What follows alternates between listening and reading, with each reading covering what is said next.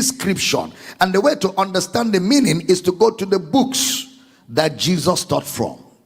The way to understand the meaning of the word Christ. Don't forget, we are tracing our way to the Bible use of the word church.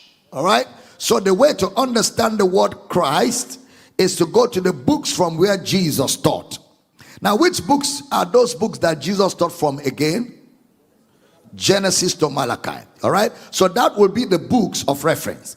Now, so we're going to look at the word anointed. Anointed in the Greek is the word Christos. Anointed. But the Greek doesn't explain it like the Hebrew. The Greek doesn't explain that word anointed like the Hebrew. Because the Greek words are translations. Greek words are translations. And Greek words are interpretation of Hebrew words. Please don't miss that. Greek words are translations and interpretations of Hebrew words. Because the Bible was primarily written in Hebrew, then translated into Greek in the New Testament.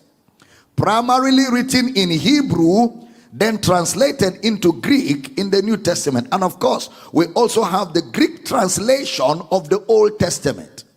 We have a Greek translation of the Old Testament called the Septuagint Greek.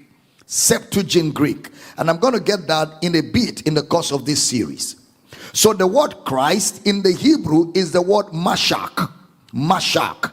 M-A-S-H-A-C-H. M-A-S-H-A-C-H.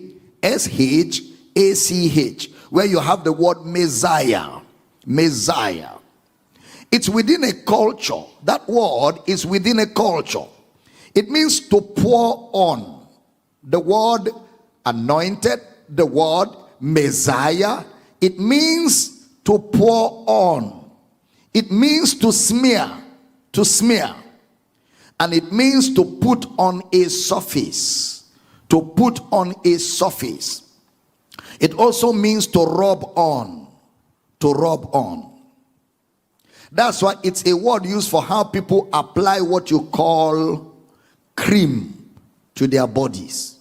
How people apply cream to their bodies. That's actually what the word anoint means. To rub cream on your body. Now the word anointed means what has been rubbed on. To be anointed. What has been rubbed on. Now where is this from? The first time you will see this word anointed is in Genesis. Genesis 31 verse number 13. PJ, Genesis 31 verse number 13. I am the God of Bethel, where thou anointest the pillar, and where thou vowest the vow unto me. Now arise, get thee out from this land, and return unto the land of thy kindred. I am the God of Bethel, where you anointed. Please don't miss what I'm teaching tonight. I am the God of Bethel, where you anointed, not where I anointed. So the first use of the word anointing was not done by God, it was done by man. I am the God of Bethel, where you anointed. God is saying, you are the one who anointed the place. So the word anoint is the word Christ. Or you can say christened. So the first use of the word anointed wasn't what God did. The first use of the word anointed wasn't what God did. Showing you that anointed is a cultural practice. The word anointed is a cultural practice. So let's go to the story. Genesis 28. Where Jacob, the grandson of Abraham, is in a vision. And he saw the vision of the plan that God showed to his grandfather Abraham.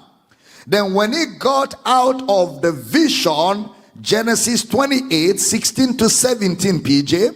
Genesis 28, 16 to 17. And Jacob awaked out of his sleep, and he said, surely the Lord is in this place, and I knew it not. Next verse. And he was afraid and said, "How dreadful is this place? This is none other but the house of God, and this is the gate of heaven." So he got up and said, the Lord is in this place, and I knew it not. This is the place where he had revelation. But remember, God already had revealed himself to Jacob.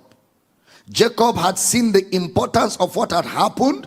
So he said, this must be the house of God, and the house of God is the gate of heaven. This must be the house of God, and the house of God is the gate of heaven. This is God's house. Now look at verse 18 of Genesis 28. Pay attention. Genesis 28 verse 18.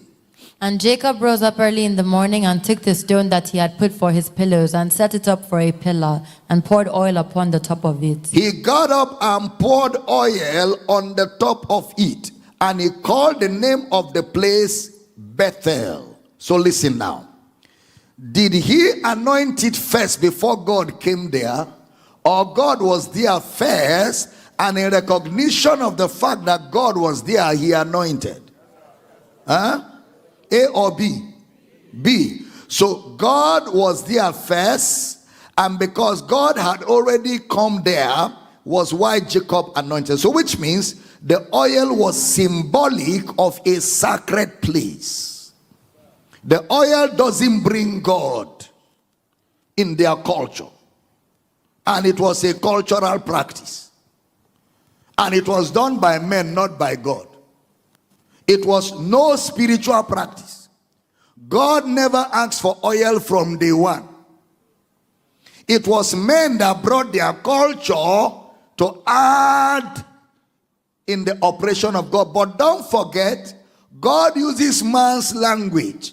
And man's language is within a culture. So God has to accommodate the culture so that their expression will relay the message to their understanding better. I'm teaching here. Now, stay with me.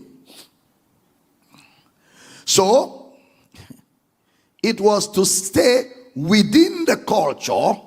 They put the oil there to show sacredness of a place. Within their culture, they put oil to show sacredness of a place or a person. So the first thing about the use of oil as the Mashiach is a culture. Culture. God did not initiate it. But as we have been studying God's uses of human culture, God will accommodate it. God will not initiate it. God will not endorse it. But God will accommodate it. He will use it. Because remember, we have a plan. And then we have to work towards the inauguration of the plan. So we find the use of oil within the plan to symbolize something else. Which means oil in the Old Testament, in Genesis to Malachi, was symbolic.